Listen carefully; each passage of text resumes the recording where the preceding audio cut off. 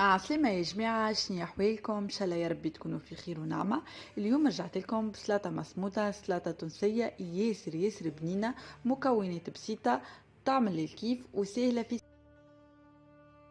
بالنسبة للسليطة بتاعنا خذيت الخضرة، جلبانة، بطاطا، سفنارية، وعندي كعبة جنارية زيادة قصيتها. كان عندكم جنارية حطوا راي تبنن السلطة متاعكم. بالنسبة للفحات خذيت شطر مغرفة متاع قهوة كركم، وشطر مغرفة متاع قهوة ملح، وريقتين رند. هذوما هما اللي باش نطيبوا بيهم الخضرة متاعنا. خديت كسرونة فوق الغاز، حطيت فيها قرابة نص إيدر ماء، وباش نحط فيها الخضرة متاعنا. أول حاجة نحطوا الملح والكركم وريقتين الرن، ونحط فوقهم الخضرة متاعي ونغطي، خلطهم ونغطيهم، نخليهم حتى لين تتسمط الخضرة ويطيب كل شيء. وقتها نطفيو عليهم الغاز ونصفيوهم من الماء.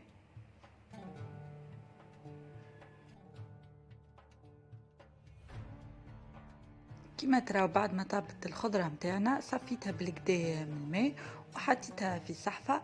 خديت معها شوية معدنوس مقصوص جويد، شوية بصل كيف كيف قصيته رونديلات مي جويد.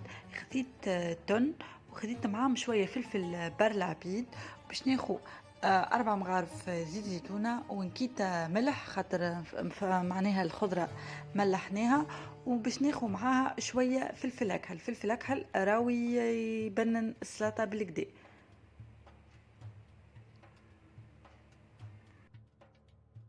باش نخلط التن مع البصل مع الفلفل بالعبيد والمعدنوس مع الخضرة متاعنا، وباش نزيد معهم زيت زيتونة والملح والفلفل الأكحل، ونخلط بالكدا بالكدا المكونات الكل في بعضهم.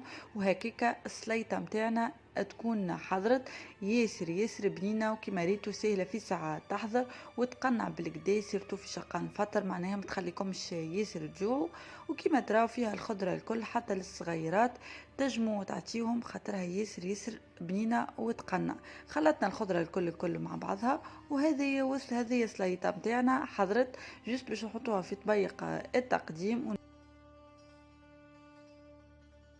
هذه سليدتنا بعد ما حضرت كيما تراو، زينتها بشوية زيتون عظم وتن وكورنيشون. ان شاء الله عجبتكم، ان شاء الله جربوها تعطيوني رايكم. ان شاء الله يا ربي نتقابلوا على قريب من الغادي. نحب نقولكم ردوا بالكم على رواحكم، في امان الله، شهية طيبة وبرشا بوسات.